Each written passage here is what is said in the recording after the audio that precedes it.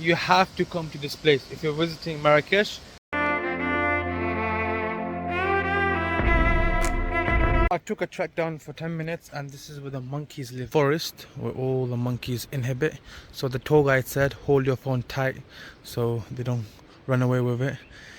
And we still go another, let's say 5-10 minutes walk down until we can see the waterfalls. But even from here it just looks so beautiful.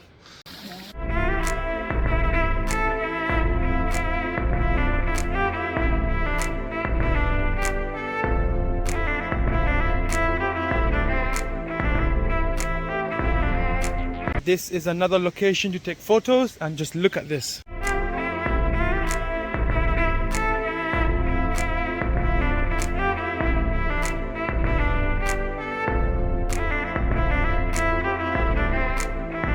I mean, just look at the view. Oh my days.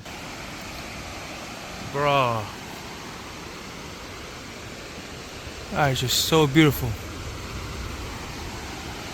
You have to come to this place if you're visiting Marrakesh. It's only 2 hours drive, bro. This is the one. We have nearly made it down to the waterfalls and that's how it looks like.